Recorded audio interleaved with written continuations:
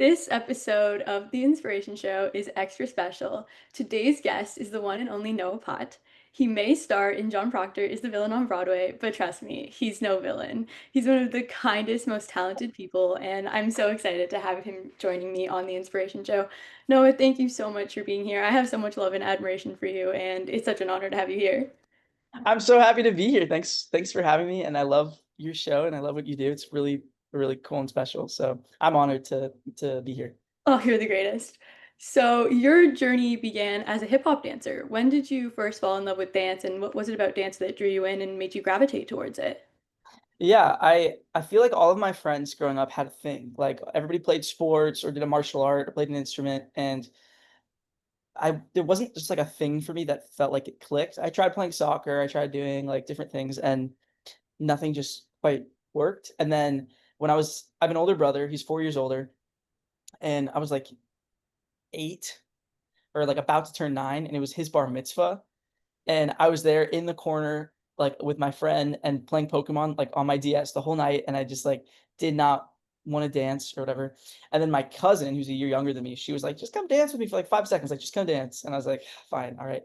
So I go on the dance floor, and something just came over me, and it was literally, like, the first time in my life I ever tried dancing, and it was just stupid. I was just, like, messing around or whatever, but, like, something about it, there was something in that feeling of, like, people were kind of watching and, like, kind of, like, laughing. It was funny, but they were also like, "Whoa, maybe you're good at this," but it was just silly, and I just enjoyed it, and, um, I told my mom I wanna start taking dance classes, and then she was like, "Alright, let's do it," and then I changed my mind. I was like, "I don't know if I want to," and she was like, "Just go to one." She, like, really pushed me. She's like, "Just try it."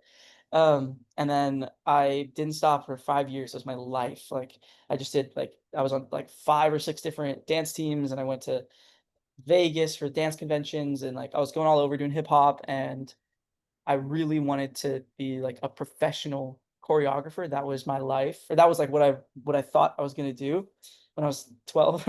Um, and then my bar mitzvah came around. It was, like, a full circle moment, and I was kind of really burned out of dance at that point because, like, middle school takes the life out of you, and, like, um and it was just, like, a big transitional period for me, and so I kind of stopped overnight and quit, and then went about a year, like, without performing at all, and I really missed it. And then my friend was like, "You should do theater," and he convinced me, and so then that whole can of worms opened. But yeah, that's my part of my dance story summarized, basically. We'll get more into it, but I'm just obsessed how it all started at a bar mitzvah. Like, Mhm. I feel like that's what they're there for. Like, every time I go to like a bar mitzvah or a bat mitzvah, it's like you party it up on the dance floor all night. And like, it's crazy to think that that's how you found your love for it. And it was such a huge part of your life. And like, as a dance teacher to myself, like hip hop's my thing too. Like, it's awesome. Oh, really? Yeah, it's awesome to see like kids come in, they're like, "Oh, we think we love it." And then like you dance with them for an hour and they're like, "That was the best thing ever." Like it's awesome to, have realized that for ourselves and then to help other people realize it too. I think it's really special. Yeah, and just that lesson that I think everyone learns in their life in one way or another, like, just having something that you wanna dedicate time to, and you're going to be bad at it, and you're going to be bad at it for a long time until you're not, and just, like, those 5 years, I think, were this huge important learning curve in my life of, oh, anything you like doing or you want to be good at, if you just put your focus into it, you can get really good and it can take you far. It just takes time and discipline, and so I feel like those 5 years as a kid taught me a lot of valuable lessons that, like, helped me with acting, helped me with other things in my life of, like, sometimes if you just know what you wanna do, all you have to do is just commit to that, even if you don't have the skills or the talent or any idea of what to do. Like, if you just make a decision, like, "I want to do this, so I'm going to," usually things kind of fall into place. Yeah, I relate to that so much. So we touched on it a little bit, but could you share what your dance journey was like growing up and how it kind of shaped you? Yeah.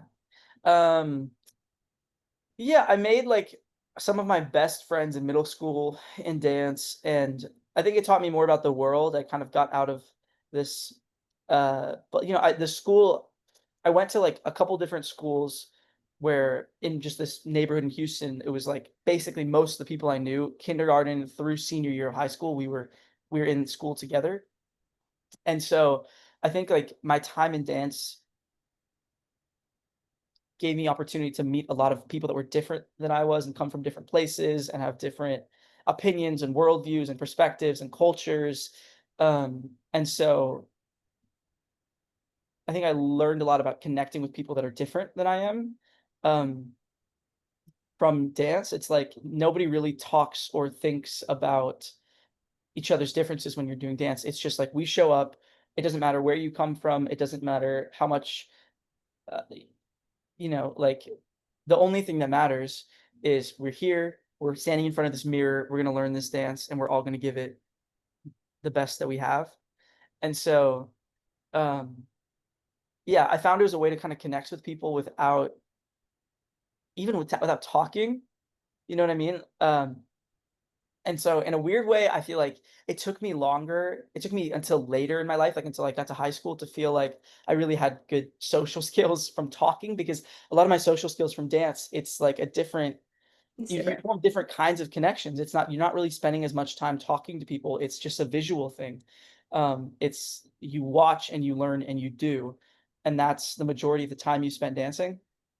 And so I think that shaped a lot of there's a lot of similarities between that aspect of dance and what you do in theater as an actor of you're watching and you're observing the world around you and you're taking little bits and you're stealing them and then you're recreating them on stage.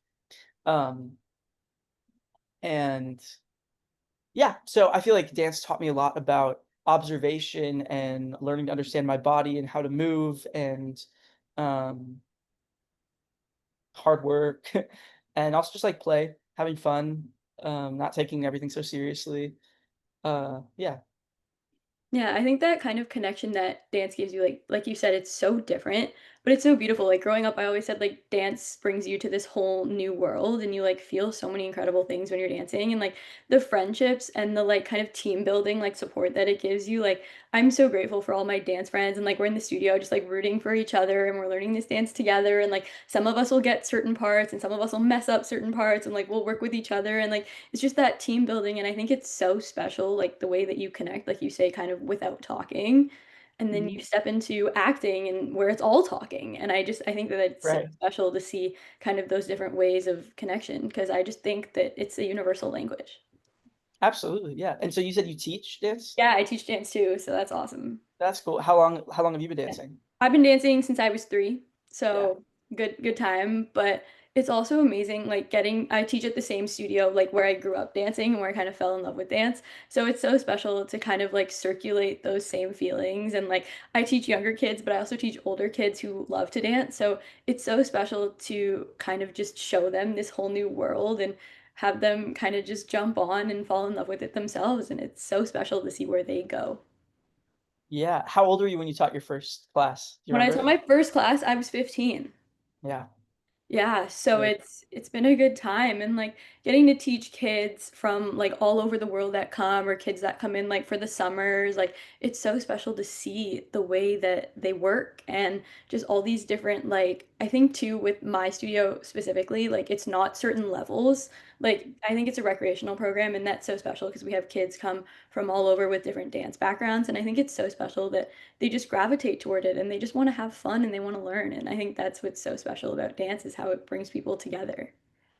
That's awesome. Oh, I'm That's so obsessed. So after growing up with dance for so long, how did theater kind of enter your life and when did you realize that theater was a passion for you? Yeah, so I had that year where it was basically all of 8th grade where I was like, "I'm done dancing." I quit, and it was sort of just like this reset period of my life, and I feel like that was sort of when how they say, like, at different years of your life, your brain, like, develops in different ways, and I feel like the transition from 7th grade to 8th grade 8th grade was when my brain developed in, like, a new way, where, like, I started hitting puberty or, like, I just feel like I trained from, like, a kid to, like, a teenager or something, and I Yeah. feel like it happened in 8th grade, um, and I guess that year was, like as a performer, like a artist, whatever, is like a gap year. I think that's a good way of thinking of it. Where I was just like, I'm not gonna think about this stuff. I'm not gonna do it. I'm gonna take all this intense pressure I put on myself as like a young kid to like be this like professional, and I'm just gonna be like, all right, I'm gonna play soccer, hang out with my friends, like chill, finish out middle school, like whatever. And so I had that year, and it was great. And because I wasn't dancing, other interests started popping up. So I started getting really into comedy and trying to write stand up and my best friend, who's like my brother, my childhood best friend, we grew up literally 3 blocks away from each other. We, like, walked to each other's houses every single day, um, and he, like, danced with me, and then we both kinda stopped around the same time, and his older brother was really into theater, and so his brother, Evan, was about to graduate high school, and he was like, Jason's my friend, he's like, "Jason, do, like, this musical with me, like, your last musical, let's do it together." Um, so Jason's like, "Okay." So Jason's in 8th grade, Evan, his brother, is a senior in high school, and they do, like, The Little Mermaid together, and they finish the show, and Jason goes to me, and he's like, "Yeah, that was not for me, but you would love this." And so he kind of encouraged me, and I did, like, a theater class just in my school, like, an elective in 8th grade, and the teacher there um, thought I would like it too. And so the two of them kind of together pushed me to meet the director of our high school theater program and kind of do like a little mock audition for her. And we just chatted. And this is like end of 8th grade, like ninth grade's about to start. And so then, yeah, I did my first play in like the fall, September, October of my freshman year of high school, and then just didn't stop. And yeah, I had this teacher who really, really believed in me, and she pushed me. She saw I could dance and act, and I didn't know the first thing about music or about singing, but she really pushed me and was like, "I think you can learn. I think you can really work on this skill." And so I was trusted with, like, some of these big roles in musicals, um, and I started working with the singing teacher that she connected me with in Houston, and so, like, all of high school, I was just doing every show. I went to the summer camp called Stage Door that's, like, this big theater summer camp, and so I did, like, I don't even remember, like, maybe 13 or 14 or 15 plays and musicals in, like, that 4-year period, Oh my God, that's and yeah. great. Yeah. That's awesome. I can't believe, like, your best friend kinda just, like well, he didn't throw you into it, but he was like, "Hey, like, go do this," and, like, now you're on Broadway. Yeah, no, he totally threw me, but he was like, "You gotta do this," and I was like, "I don't know, like, I don't think it's for me, like, maybe, but whatever," and he was just like he really pushed me, and so we did my first play and my first musical freshman year, we did together, and then he kind of went and started doing other things, but yeah, like, I wouldn't be doing it if it wasn't for him, and so every first show I do ever, I dedicate to him and to that first teacher I had, Kathy Elder, who, like, the 2 of them are the ones that encouraged me to do it, so, um that was actually a really cool moment when I made my debut in John Proctor. The whole cast was like we were circling up, just like doing a little huddle together, talking like, "Hey, everyone, break a leg," like, cast tradition, whatever.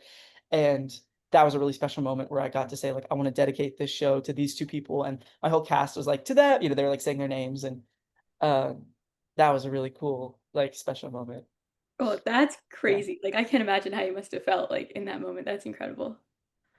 Oh, so can you take us back to the first time you experienced theater and how you were feeling at the time?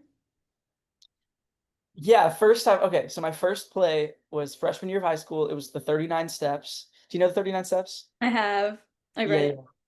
So, I played, like, 3 different roles in that, um, and I was, like, this, like, mobster, like, dumb, like, yeah, I think it was his name is Heavy Number 2, and he was like he was like, he's like this tough Yep. guy who, like, whatever, and then I played, Compare, who's this guy there's, like, this show within a show where, like, there's this character named Mr. Memory who comes out and he's this genius and he, like, knows every fact on earth, and so you ask the audience questions and he answers them, and I was Compare, who's, like, the guy that introduces Mr. Memory, and we're, like, a two-man show. So I was those 2, and then I was also this, like, old Scottish guy who was, like, really old, and I had this big wig, and I walked really slowly, and I was like, "Whatever."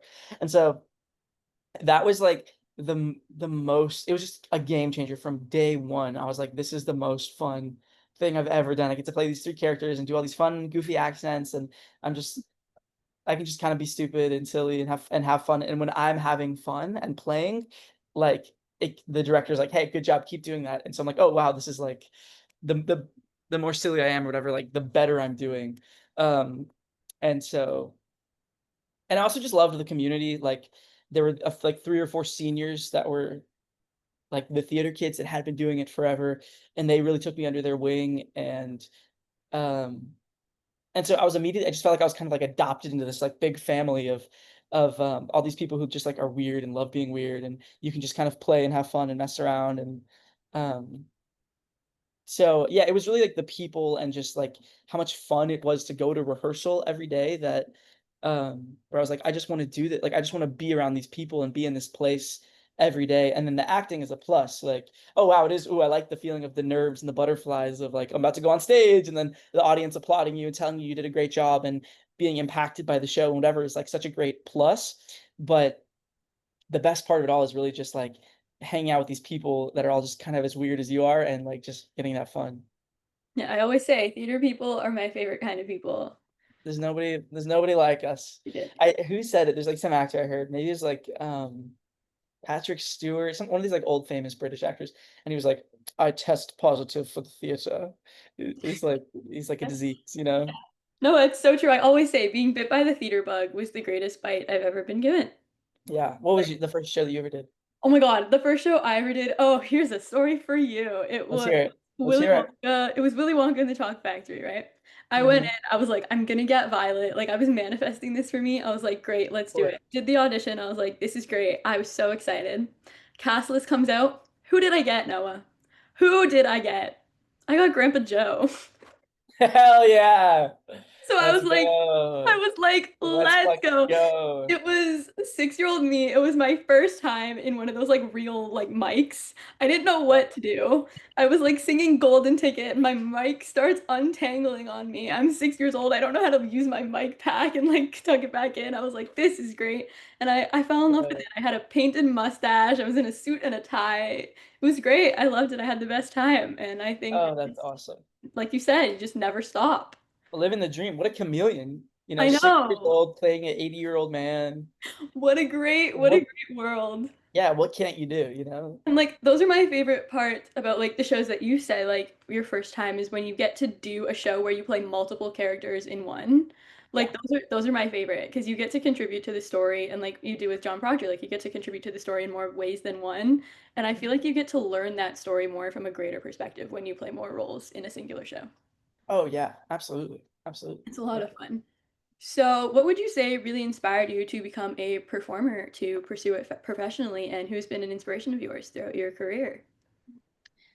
My I mean, my parents have always been super supportive. Neither of them are um sort of like at least professionally like performers or artists in their own right, but they're both avid fans of it. Like they like my mom loves art and loves dance, and my dad is like and theater, and my dad is like such a huge movies and TV guy. Like he's just kind of seen everything, and comedy, and so in our house, it was just kind of like that was like I was always watching movies with my dad, and like my mom would take us to see shows, and so the second because my brother's a writer and musician and so it's like the second he's older. So like the second either of us showed any interest, they were both just very supportive. Like, yeah, let's get you lessons, let's get you classes, let's figure it out. And they would come to all of our performances. And so I think that does like 99.9% of the heavy lifting.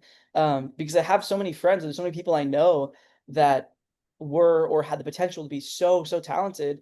And sometimes if you just don't have that support, it's really hard to feel encouraged because sometimes I think especially with something creative, like confidence is just what you need. You just need to be, especially with acting, it's like you just need to be confident in the choices you're making, and 99% of the time it's going to work or it won't, but you'll adjust and you'll be fine. But I think my parents were so supportive and encouraging that I just felt like, yeah, okay, why isn't this something I can do? Um, and yeah, so um, I've got a billion and one heroes and people that inspired me, like just from afar, like watching actors that I love and whatever. But I'd say like realistically, it was my parents and then this teacher Jen, JBC, we call her Jen, who like runs my high school theater department. She was the one that like really saw a potential in me that even more than I saw in myself. And she really was like, no, no, no, we're going to do this show. And then we're going to do this show.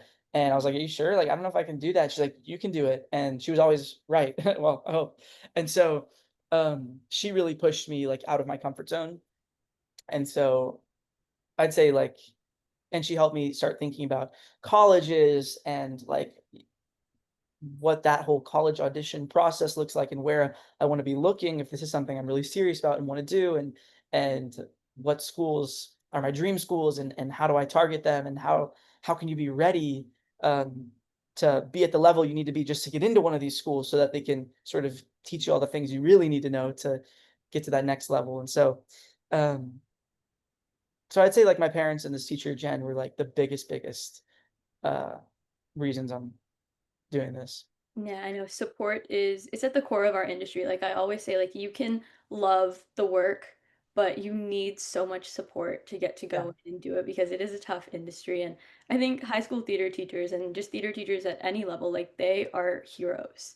Like I remember thinking, yeah. like, I don't think I can do this. Like I don't know if I'm good enough. And like it was all my teachers that said, like, no, like this is what you're made for. Like you can do it. And it's hard to listen to them sometimes, but when you do, you can get to all these like fabulous places. And I mean, you went to one of the most fabulous places. Perfect segue, thank you. You graduated from Carnegie Mellon's University School of Drama.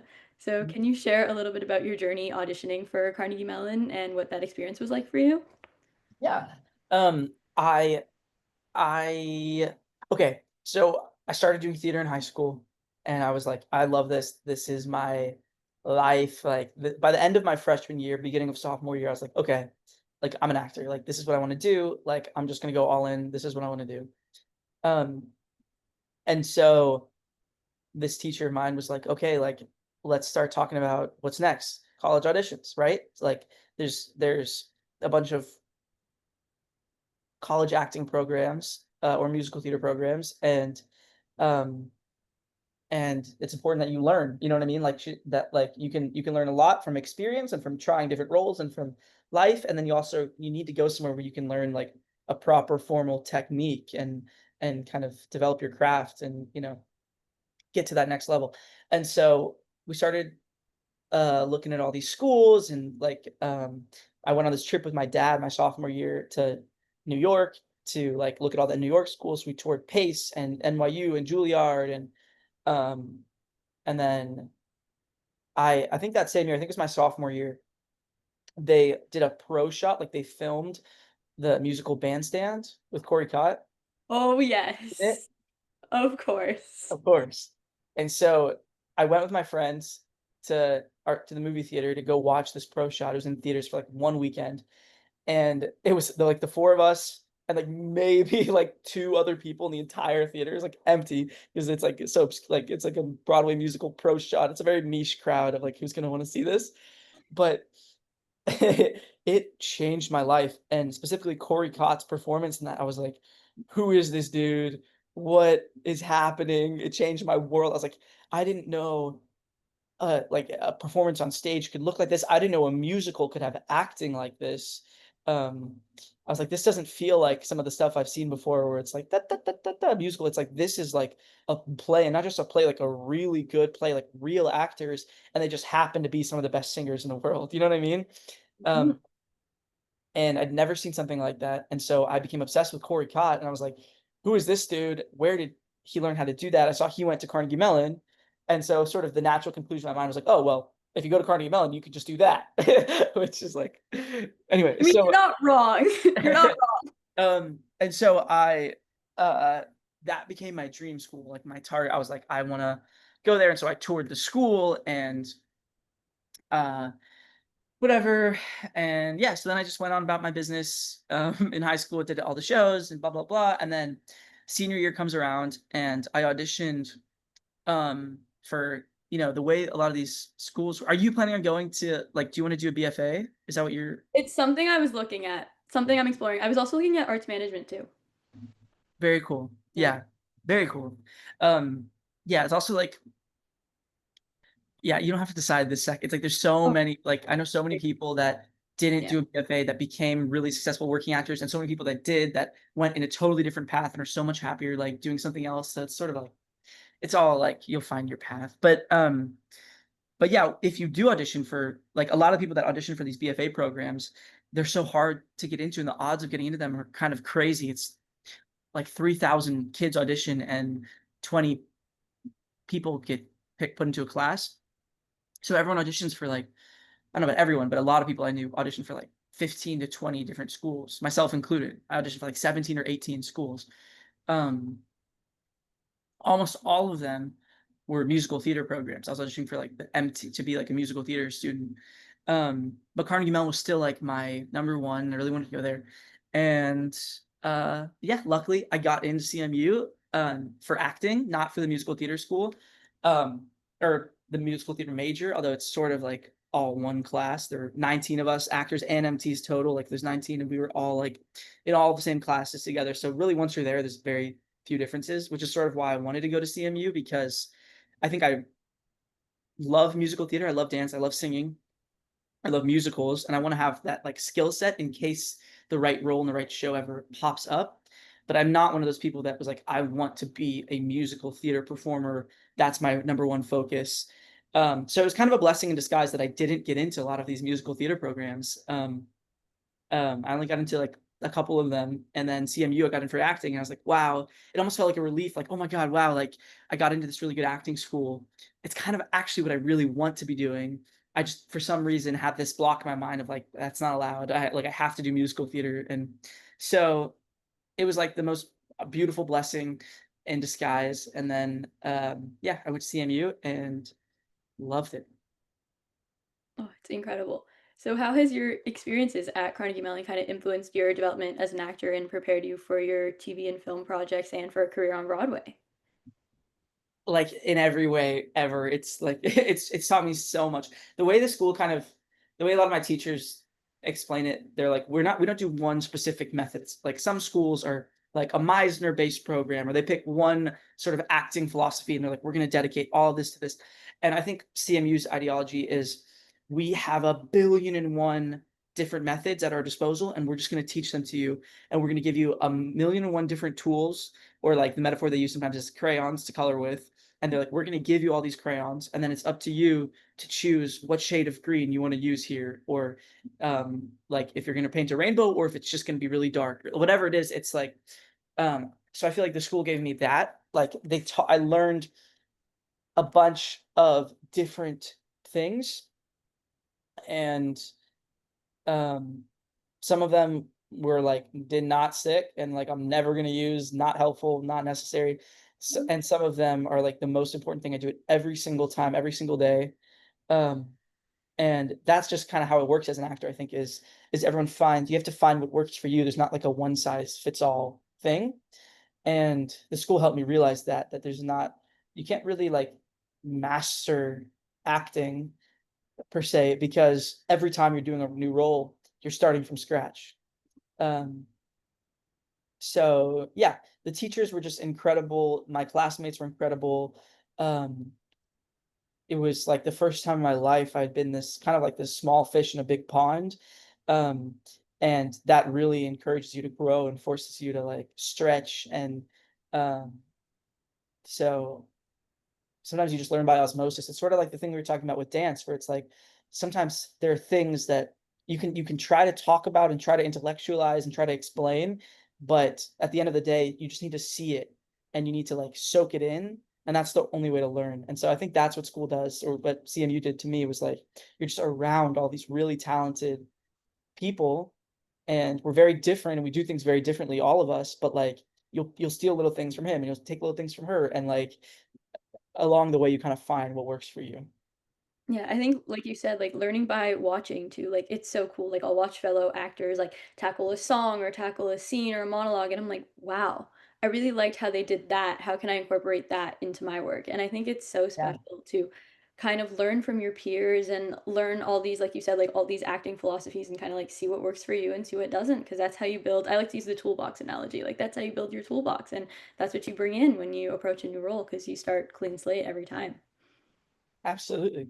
Are you at like a performing arts high Yeah. school? Yeah, so I was performing arts in elementary school, Oh, which was wow. awesome. And then my drama teacher in elementary school, her husband is head of drama at this high school. So I was like, I want to learn from him because our Sure. elementary school, we'd go watch all of his shows that he did with the high school.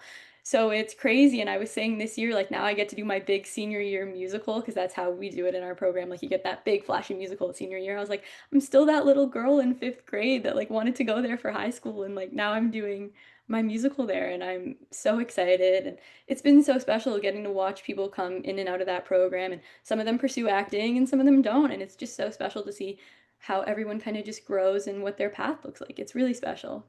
That's so do you know what the musical's gonna be? No, no, Okay. we don't find out because we do a play first semester and then we do our big musical second semester. We were actually searching for plays and I saw that the John Proctor rights were out on the website Oh, really?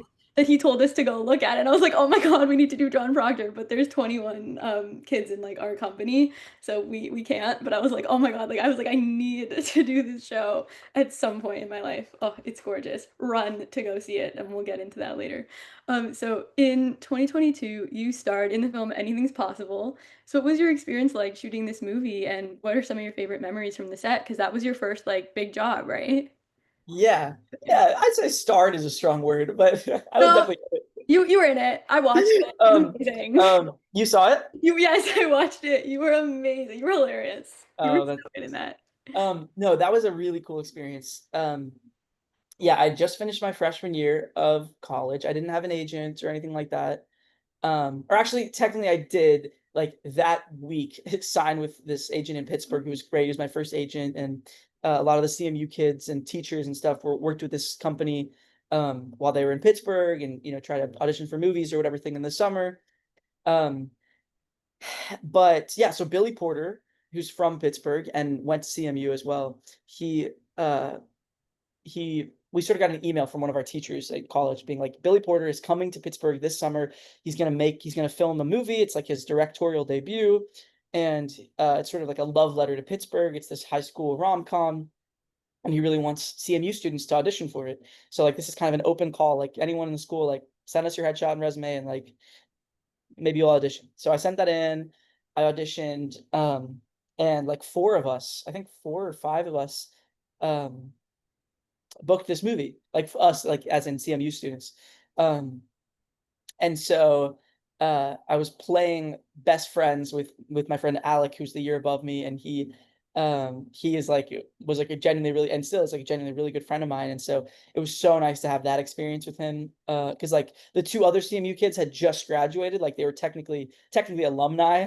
They were out in the world, and then Alec and I were the two like current CMU students that were in this movie, and we were playing best friends, and we were a little closer in age, and it was both of our first big jobs, and so it was really nice to go through that experience with him. But like, yeah, the people I met on that movie, like one of them is still like one of my best friends to this day, and um, yeah, just it was a whole summer in Pittsburgh on set, like learning how a film set works. It was my first job, like getting to meet and work with Billy Porter and like Renee Elise Goldsberry's in that movie, and um, yeah, it was the coolest, craziest thing ever. I did like over the course of 1 month, it was like 2 weeks, like 14 days over the course of a month of shooting, and so it was like a month in Pittsburgh just getting to be on this movie and work with all these actors and hear these stories of like, different people had done Broadway or Broadway tours or TV shows or other movies, and, all these people had all these different backgrounds of like some of them didn't go to school at all. One of them went to Yale. One of them it was a child actor. So it's like you just hear all these amazing stories, and like that was this huge learning moment for me of, oh my God, everyone has a different way to get to the same place, and there really is no right or wrong way. And so that was really important early on to learn like you can go to Carnegie Mellon or Juilliard or Yale or wherever and never work a day in your life, or you could never step a single foot into a single acting class and work every single day of your life, or the opposite. And so that was just a really important learning curve or learning moment for me of like, you don't really have control, no matter how much control you think you have. And so it's better to just like show up, try to learn from everyone around you, try to enjoy where you are. So yeah, that was a really special summer and like just opened up so many opportunities. I haven't been in a movie since. um, but that's such a like hard I don't even know the like dam to break of just getting that first movie like SAG-AFTRA, like the Film Actors Union, like being SAG eligible and getting your first role and your first credit, and like how I got so lucky. Like I truly, it was just luck. I was in the right place at the right time, the right age, the right look, whatever it was. Um, that like it I got this one movie role, and that has led to a lot of other opportunities, like readings I've done or, going through Showcase when you graduate college and, like, meeting with agents and managers and them saying, "Oh, wow, you've played a role in a serious, like, movie that's on Amazon Prime," whatever, that, like, I didn't know what I was doing on that film set. I was 19. I, like, truly was just like, "Let's hope I don't die." Like, "Let's hope I don't get fired," you know? Like, I was just trying to, like, learn my lines, um, and so yeah, it was, like, the coolest experience, and I feel very, very grateful and lucky because it was just, like, I really didn't know what I was doing and just stumbled into this film set, and it's, like, really generated all these amazing opportunities that have come out of it, so, um, yeah, but that's so cool that you watched it. That was really Yeah. nice to No, watch. I loved it. It was so special, and I think it's so cool too, like, to be in such a big movie and, like, for your first time on a film set, because like, you always say, like, theater and film actors, like, they don't really cross, but in a lot of the times, they will always cross, and I think Yeah, it's so special to see when, like, theater people get to dabble in film or when film people get to dabble in theater, and, like, I think it's so cool, and I can't imagine what that was like for you, like, your first time being on a film set. Like, it's crazy. I remember walking in my first time being like, "What is this?" I was like, "There's no stage, there's no seats." Like, I was like, yeah, yeah, yeah, "What?" absolutely. You've been on film sets? Yeah, and it's crazy because like you're so used to like stepping out on the lip of the stage, and it's also like the dynamic too is really different. But Yeah, I think it's so beautiful the way that like they bring people together, and like I can't imagine what that was like to be directed by Billy Porter because he's a theater person. So yes, yeah. like to kind of come into that film world and like for you to kind of get to step into that as well, like I can't imagine how awesome that must have been.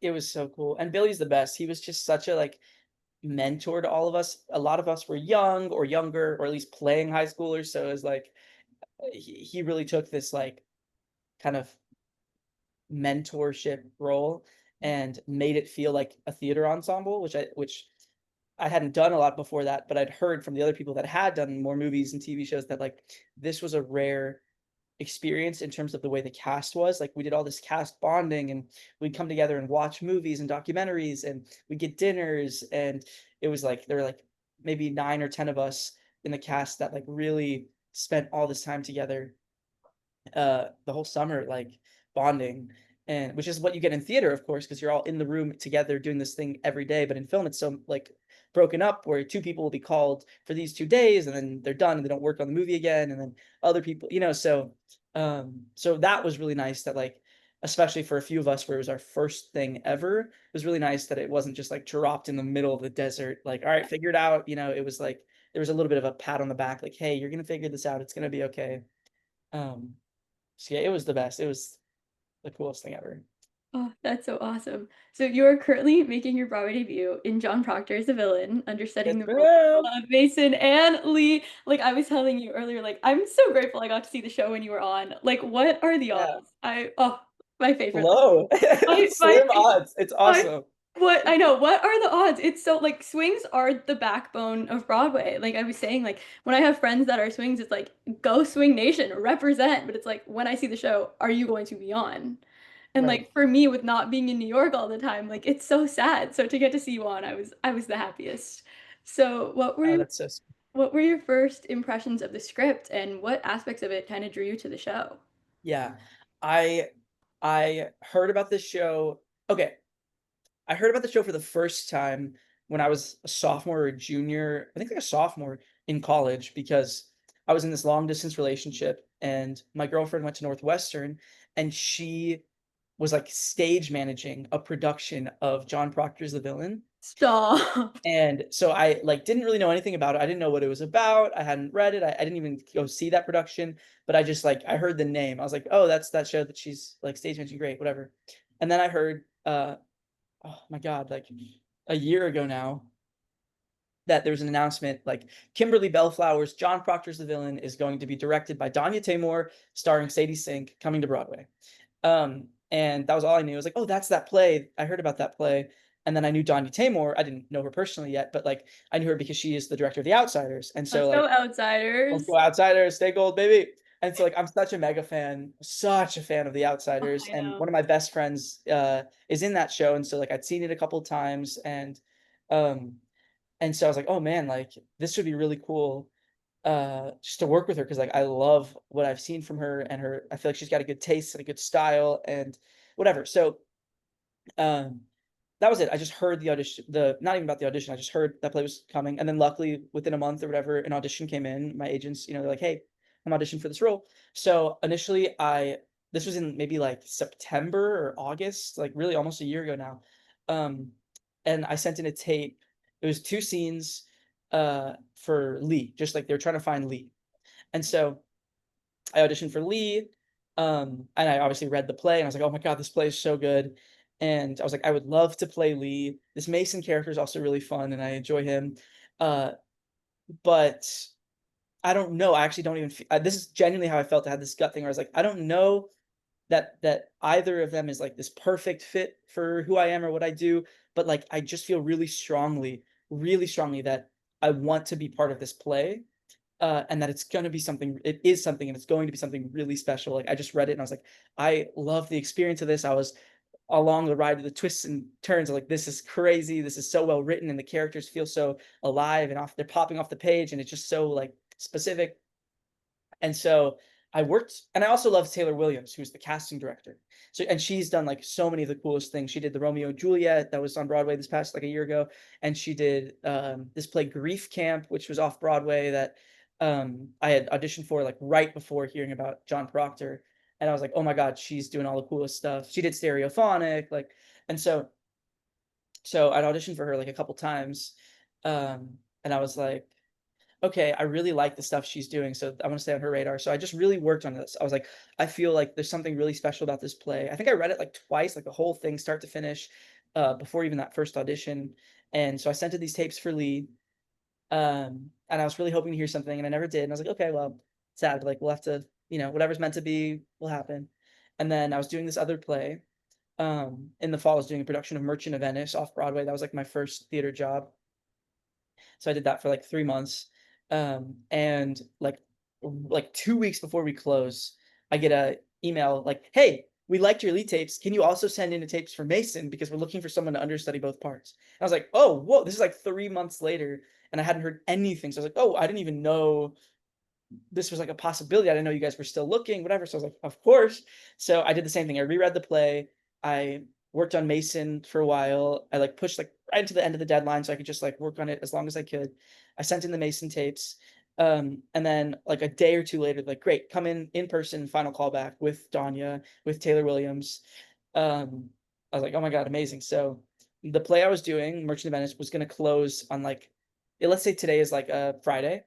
It was gonna close like that next Friday, and they're like, "Come in on a Tuesday or Wednesday," or something like that. So I went in, I auditioned. I had the coolest experience. Like, I just loved meeting and working with Danya. It's like, oh my god, she is the real deal. Um, I feel like I learned so much, and I just had the most special feeling and experience auditioning for this play. And uh, I left, and I called my mom, and I was like, I'm 99% sure I'm gonna make my Broadway debut in John Proctor's The Villain. And not because I felt super cocky or like, oh, I did something amazing in that room. It wasn't that kind of thing. It was just like I felt this calling towards the show, and I felt like I fit in the world and I understand this world. I was like, I get what this playwright is trying to do. I get what this director is trying to do, and I think I've got a place here. So I'm giving like this such a long-winded answer to your Oh, question. I'm living for it, Um, please. but that was it. So then I went home. I closed my play. I went home to Houston for 2 weeks, or like a little over 2 weeks. But I got a call like after a week or two in Houston, from my manager that I booked it, and I'm gonna need to come back to New York in like a week or two. And here we are. Oh yeah. So I have to ask. Oh yeah. Oh my God. Yes, I love. So I have to ask. I mean, even having seen you in the show, I'm so curious as to what your rehearsal process was like when you were working with both characters. What was that like for you, kind of juggling both of them? Yeah. There's an interesting thing on that I just learned on Broadway, or maybe it's all professional theater, but I think it's Broadway, whatever. Where like understudy, at least for our process, understudy rehearsals started after we officially opened the play, and which means after previews as well. So like there's about a month there. Basically the first 2 to 3 months of this whole process, it's a very like do it yourself DIY kind of project where just watch the show as much as you can, take notes, observe, be ready, rehearse with the other understudies. Um, but we didn't have formal rehearsals until after previews ended and the show officially opened. So we had about 2 months of just, like, watching the thing we're talking about, watch, learn, soak it in, do what you can to be ready in case of an emergency, and luckily, there wasn't one in previews, so none of us went on, like, without rehearsals, so yeah, then we started rehearsing most of the time working with our associate director Autumn Angelet, who's just like amazing, and she's gonna be a huge like amazing director. She's so good, and so she's the associate director on our show, and she's actually I don't know what I should say or not. I don't know what's public, but like she's about to be working on another big show, and so she's like awesome, and so she would run our understudy rehearsals, and the five of us would work with her. Um, and then we did a put in like a month into that, and then I've gone on 4 times now. Fiona, who covers 3 of the roles, has gone on twice, and Victoria, who covers 4 of the girls, has gone on probably 10 times now. So yeah, it's been pretty crazy. Oh, it's awesome. So, what was it like being part of bringing this show to the Broadway stage, especially as it marks your Broadway debut?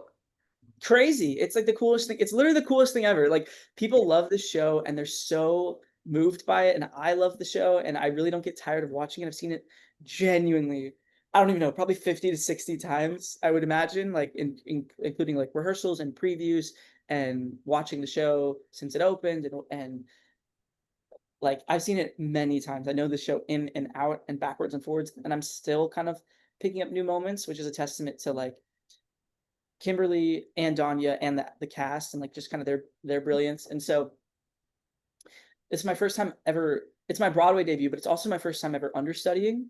So it's just like this whole myriad of brand new eye-opening experiences. And so I've learned a lot from understudying, um, of watching these great actors every night and the level of energy and stamina and consistency you have to have that like no one can teach you. And in drama school, I had some of the best acting teachers, and I learned so much about preparing a role and making it different than yourself and making it similar to yourself and putting your soul into it and voice and speech and accents and all this technique. But I think the thing that no one can prepare you for until you just do it is the longevity of 8 shows a week for in our case like 7 months or something crazy like that. Um, so I still haven't done that yet, like, when I did Merchant of Venice, I did 8 shows a week for about a month or 5 weeks, and I thought that was, like, the craziest, stamina I'd ever had. So, I just have so much respect for these actors and all these actors and all these Broadway shows or tours or whatever, where it's like, you're doing 8 shows a week. It is incredibly demanding. You are an athlete, like, and so I've learned a lot about that, of just what is what it takes and sort of sacrifice of the lifestyle of an actor of like I think a lot of people think there's sort of like this thing of, oh, it's like this fun, glamorous, like uh Hollywood like lifestyle. And maybe for some people it is, maybe in a different world in LA it is. But I think the theater actor's life is really like focus and discipline. You show up every day, you get in the headspace, you get in the mindset, you get in the right sort of like physical place. And um every show you have to try to do it as though it's your first and as though it's your last, and that's kinda like the crazy feat of the actor, so I've just learned a lot. I've learned a lot. Oh, awesome. So, you cover both Mason and Lee in the show. So, how do you approach preparing for two very different roles at the same time? Yeah, that's been an interesting thing because they are very different, and they're both very different than I am, just home-based Noah, and there's lots of pieces of both of them that I totally resonate with, and I can infuse parts of myself into. And that's sort of the job of the actor, is like you have to find like a great acting exercise. A teacher showed me like a billion years ago that I do for every role, every audition, everything I do is just make like a big Venn diagram, and it's like Noah, Mason, and you just write all the qualities where we're just like very separate, and then all the things that we actually do have in common. You try to find those middle ground. And I heard this thing once about like every quality of a person, if you can think about it like dials, like radio dials or something, like volume, like a volume switch, right? With like it's got like 10 levels. And it's like shyness or cockiness or humility, or like, every quality a person could have, right? Um, and if you try to understand where your base is, like I'm at level 3, level 4, level 9, level 7, whatever, and then where this characters are, where the characters' qualities are, it's like you don't need to like think about becoming a totally different person, but it's about turning up or turning down certain dials in yourself to sort of meet where this person needs to be living. And so you kind of, yeah, so like switching into Mason and switching into Lee, uh the longer this show has gone on and the longer I've been working on these 2 roles, funnily enough, I've found more similarities them to each other and them to me than I started with. I think I thought of them as being very distinct from each other and very distinct from me. Um, and I think that's like a little bit of the actor's like ego of like, oh, I need to like make these 2 characters really different to like show that I can do it. Um, but then really at the end of the day, it's like the audience that's coming in to see me as Mason is I'm the only Mason they're ever gonna have seen, or me as Lee, I'm the only Lee. Um, whatever. And my point is like, um, our play is so well written that like whatever is there is just there, and sometimes you just kind of have to say the words and do the things your character does, and then if there's like ever extra flavors, then yeah, that's like fun stuff you can play with as an actor. But the longer we've gone on, the less concerned I've been with that, and it's kind of just comes naturally, I think, because you're just comfortable in the role. Yeah, I no, I relate to that totally, like, you're the only Lee I've ever seen. So, Mm. I think that it's so special to when you see an actor do it, it's like, that's how you know the character, and I think it's so cool because if you do get the chance to see the show again and again and again, and you get to see different actors go on, I always say it's a different show when different actors It are on, is. and I mean, it's it's a different show every night. That's the other thing. It's like too. it's consistent, and the actors are so consistent, but it's just the air you breathe and the audience's energy and Yeah. stuff. And so, especially when you have someone new come in and change the dynamic of the cast, then it's definitely a different show. So, um, yeah, it's I'd be really curious for you to see it with the original cast or with Hagen as Lee because he's so good as well.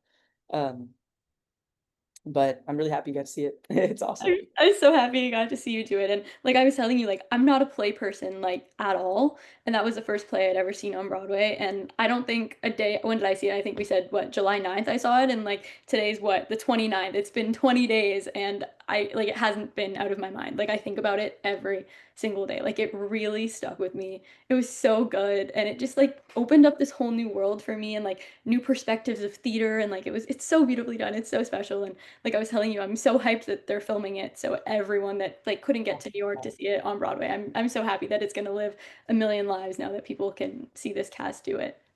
Me too. I'm so excited and curious to like hear what that's all gonna look like what those next steps are, because I think it's gonna be whatever, however it ends up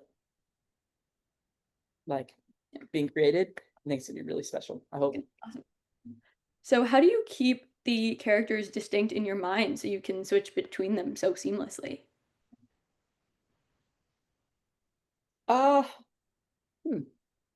Distinct. I don't know that I have to do such I think it was sort of what I was saying of like, I don't know that I have to do so much of the heavy lifting to keep them different because they're just written the way that they are. Yeah, And so it's as long as I like know my you do a lot of work as an actor, like in the preparation of like thinking about who these people are and where they come from and how they move and how they speak and what their relationships are to all the other characters in the play and what they want, and you kind of do all that stuff in advance so that and you like learn your lines and you learn your blocking, you learn all the like logistics so that you know it all so well and so in your bones that once you're there, you don't really have to think about it, or you shouldn't be thinking about it. It's kind of like if I am in a scene and I start thinking about like, oh man, what does Mason want right now? Or what do I think about her?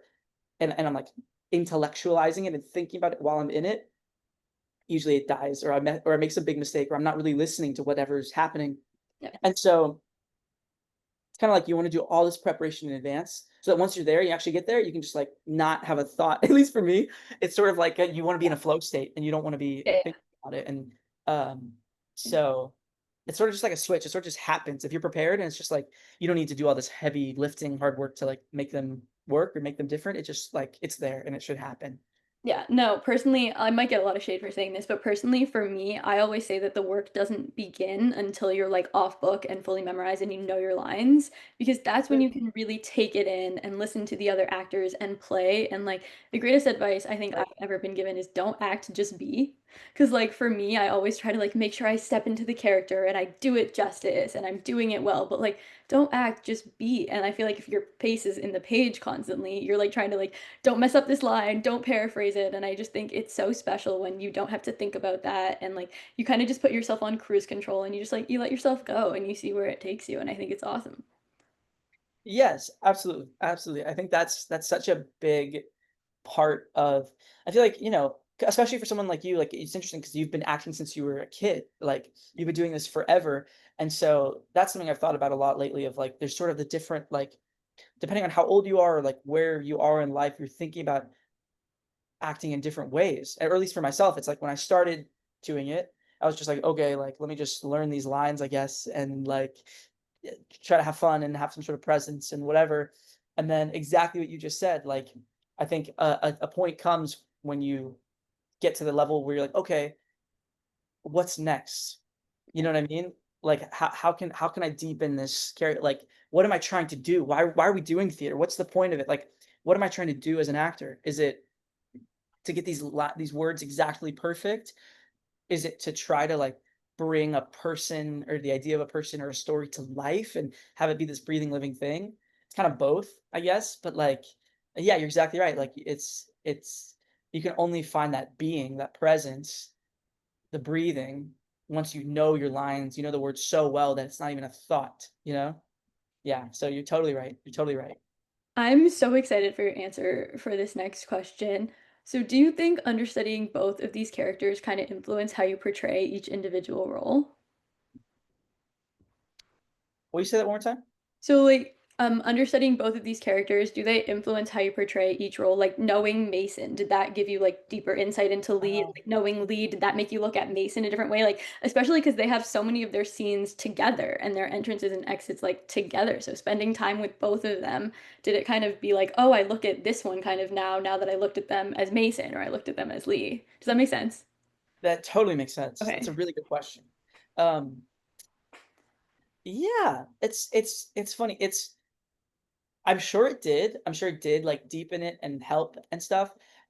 Everything I've done before, for the most unless it's like 39 Steps or something where you're, like, playing a bunch of characters and it's, like, they're all kinda silly or whatever. Everything I've done before, I've just had really one role to focus on and one character to, like, flesh out and develop. And so, what I've learned from this experience is that, um, that way of just having one person to focus on is definitely, for lack of a better word, easier, and, like, having to focus on 2 different people, I felt a little bit as though I'm doing the most I can with both of them, but it's definitely a challenge to feel as an actor satisfied, like, "Oh, I found, like, all these little bits and pieces and flavors that I normally really would want to seek out and find," because I'm such a, like, solo-minded person where, like, I like to have one thing and focus on that and, like, go all in on that and then finish it and then move on to the next thing. And so understudying these 2 roles has been a new sort of challenge in my life where I feel like the work I'm doing is okay, like, or, like, so I just, like, I've learned a lot and I feel like I've worked a lot as an actor and I to, like, do the best I can with both of these roles. But I think in my ideal world, um it's more satisfying as an actor to have one character to focus on, flesh out fully, and so I think I've learned a lot from both of them, but there's a piece of me also that thinks have I maybe there's more I could uncover if I was just focusing on one of them instead Yeah. of, like, splitting that attention. But that's, like, a great challenge as an actor to say, "Okay, how can I do the most I can do while having split attention," you know? Yeah, and I think it's so cool for you too, like you said, your first time understudying and then having to take on 2 tracks. Like Mm, that must be crazy, but you're killing it. Killing it. thanks. So what is your favorite part and most challenging part about being in the show? Favorite part is,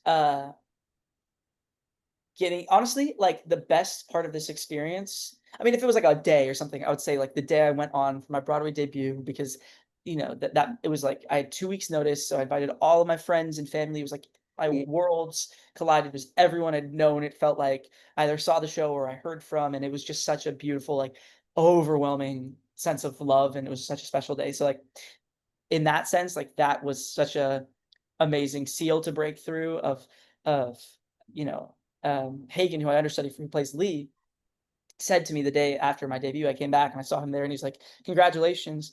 Never again for the rest of your life will you not be a Broadway actor. Like, you've done it." And so that was like, whoa, you know what I mean? And so that was so special. But I'd say in the day to day, the five understudies, the five of us are so close, we're so tight, and we've just been through this whole amazing whirlwind experience together. And so, just like the bonds I have with them, uh, and like the pride and excitement when one of us gets to go on, that we all, it's like when any of us win, it's a celebration for, it's like a win for all of us, it sort of feels like. So, um, so yeah, I'd say the best thing, what you said, the best and the most challenging? Favorite, most challenging. You got Favorite, it. most challenging. So yeah, favorite, I'd say is just it's just like the people and clicking with, especially the understudies because we're so close. Most challenging, I'd say is, yeah, is figuring out that balance of being an understudy and being like, how can I be fully prepared in these two completely different characters, at the drop of a hat. I mean, right now, in 30 seconds, I could get a call, "Hey, you're on tonight as Mason or Lee," or whatever, you know what I mean? And so, like, um, that that rapid fire, like, "Okay, boom, how do I warm up? How do I get ready? How do I get in the headspace for Lee? Do I know where I put this desk? Do I know where this chair goes? Blah, blah, blah, blah." Without being able to do it every night Yeah. to deepen that performance, it's like so much of the work just happens in quiet and in secret and in private and in your head and sometimes with the other understudies or the associate director, all these people that are working together to make this thing happen. But it's, I think the most challenging thing is like, you have to be at that level because you have to, because it's an amazing show and there's a reputation for the show and audiences are coming in expecting it to be something, and you want to give them that, and you want to do the best work you can as an actor, but you've just frankly haven't had the same level of time with it, and focus and and attention and and repetition that every single other person in the cast has. So that's definitely been the most challenging thing, and also in some ways the most, my favorite thing is like, where you when you do execute the show and you're like, wow, I didn't mess up. Like, not even that's some amazing thing, but just I didn't ruin the show. It's like such a miracle. It's We're how it's so felt. real for that. That's so It's real. like it's how it's felt. It's like, "Oh my god, wow. I just made it to the end and, like, I didn't, like, nothing broke. I didn't, like, forget, like, 10 lines." Um, so I definitely feel more confident moving forward, like, uh, "Wow, if I can make it through this experience, uh, I'm sure I hope whatever the next thing I do is, I'll feel a little bit more confident in attacking it." Yeah. So what would you say has been your highlight moment in John Proctor as the villain so far? We've had a lot of, like, Yeah. really, really cool, like, heroes of mine that have come to see the show and will come backstage after to meet us.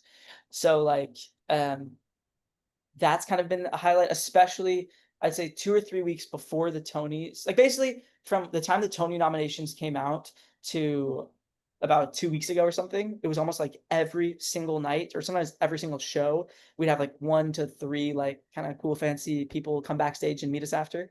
And so that was just kind of like a crazy thrill of getting to meet some actors I really admire, and, a couple of them were at some of the shows where I was performing, and so, like, getting to perform for, like, your heroes, even though it only happened, once or twice or 3 times, was still, like, so cool. Huge So, deal. yeah, so that was very cool. Um, and, uh, there's, like, that Drake quote where he's like, "Work until your idols become your rivals." And I don't really stand by the, like, rivals thing. I don't believe in that level of that, like, worldview of competition, but maybe like work until your idols become your peers or something. And this past 6 months, it feels like not that I'm there, but that like maybe I'm one step closer to like, uh that being the case.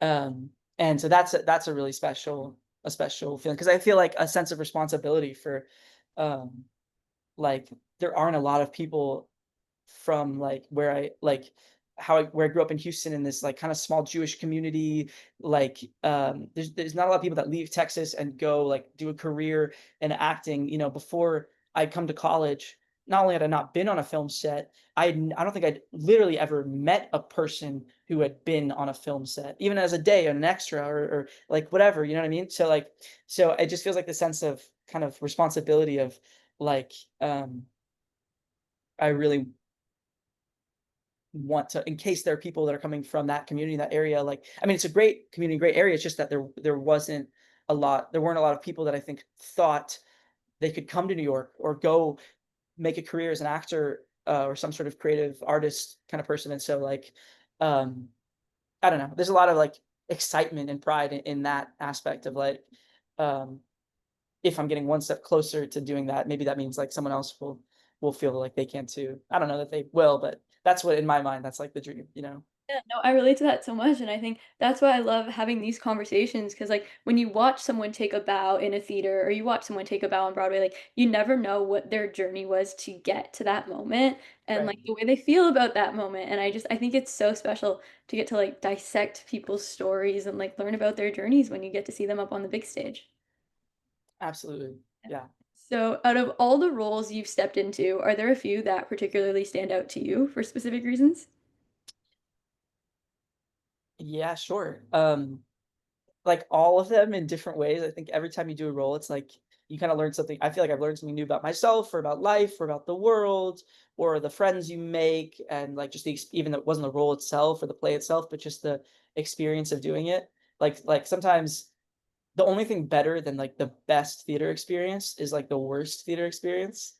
You know what I mean? Like, there's shows you do in the past or things I've done where it's like, "Oh my god, that was a shit show, and, like, we all went through hell, but, like, we all went through hell together." Obviously, John Proctor's not been this at all, but, like, just, like, everyone's like, every theater kid has had experiences like that. Um, and, like, that kinda stuff, like, the trauma bonding of it all is a fun thing. But, yeah, so many roles in high school, like, I did, Curious Incident of the Dog in the Nighttime, in high school, and that was a really special show, and, like, sort of the research and, like, the learning a lot about the autistic community, and, like, I spent a lot of time, uh, um, with at this, like, arts center that was, like, an arts program for kids with autism and Down syndrome and different, like, learning or physical, disabilities, and so, like, it's just stuff like that where it's like, oh wow, you can like really learn about the world and people that are different than you and uh, feel like you're doing something kind of meaningful. That's kind of the best theater. I don't know. You never know if you're doing something meaningful. It sounds so pretentious when actors say that, but it's like, I don't know. Hopefully, someone leaves the theater being like, oh wow, like I maybe like understand a person who's a little different than I am in a new kind of way, and if I encounter them, uh, maybe I'll be kinder than I was before, or kinder to myself, or kinder to my parents, or like whatever it is. So like that's kind of the stuff I love about theater is when it feels like there's some sort of real world effect. It's sort of like what you were saying about like, and so many people that leave Proctor and they really, really resonate with one of the characters or one of the experiences or something. And it's kind of like there's nothing better than a play or a movie or a musical or something where you leave and you're like, oh my God, Yeah. I I feel seen, or I this reminds me so much of my brother or my best friend, or like it makes me want to be a better person or whatever. And um, that's kind of why I want to do it. Or like the shows that I do, when that's the case, it feels like, oh wow, like this is a better feeling even than like going on stage and singing and having everyone clap for you and tell you and pat you on the back. It's like um, that's the reason you do it. At least when I like to do it, I think. Yeah, that's the power of theater. It's the most Yeah, special thing in the world. So, yeah. do you think there's a particular project or moment that you feel truly defined you as an artist? There's, like, too many, and it's, like, really every play you do, because it's, like, the first play and the first musical I ever did was such a big thing, but then it's, like, experience, like, Curious Incident or then, like, going to college or, like, there's a show I did with my best friend one of my best friends, Lucas, at college. That was a two-man show, and we played brothers, and that experience really bonded us and was, like, amazing, and but then, of course, then there's your first professional job, and then your first Broadway job, and so it's just, like, every new tier and level has different meaning. Um, So it's like you can't even I couldn't even pick one, but it's sort of just like this amalgamation of all the people I've met and all the things I've learned and um that yeah, like I think every it's like I feel like every time I see a movie or a play, like I feel like my life has changed. So I like couldn't even really Oh, that's so true, I relate to that so much. yeah. So, looking back on everything you have achieved in this industry, what advice would you give your younger self entering the industry? Man. Uh go easy on yourself. Don't take it so seriously. Like you can work really hard and still have fun and more than anything just like be yourself. Don't let other people's uh opinions or insecurities shape you and change your behavior. Which is like so much easier said than done. But like that's something I feel like I've since coming to college has been hard for me. It's still something I'm working on and trying to grow through and figure out, how to find my way back to kind of my, like, true north on my compass. So, yeah, I guess, like, remember why you started, remember what's important, and try to find ways to, like, remember you're not that important, and, like, what you're doing is not that important, and you in it are not that important, and, you don't need to take it all so seriously. Yeah. Oh, Noah, thank you so much for joining me on the Inspiration Show. I'm in constant awe of you and your incredible talent, and I'm so grateful for the opportunity to get to look up to and watch you shine. It was such an honor to have you here. Thank you for inspiring me. Allison, you're so sweet, and I'm so honored to be here. And I feel the same way. I think what you're doing is amazing. It's so cool you have the show. It's so cool that you're going to see theater, hopefully more plays now. Hopefully you're a fan of. Yeah. Oh, yep. John Proctor Uh, changed me for the better. let's go. And You're the I'm greatest. so excited for your journey and all the stuff that you're doing. Like is so smart, and I feel like kind of ahead of your years in terms of meeting all these people and talking to them and making these relationships. And like I don't know, you're such a light, and I'm really excited for all the stuff you're gonna do. Oh, you're the greatest. Thank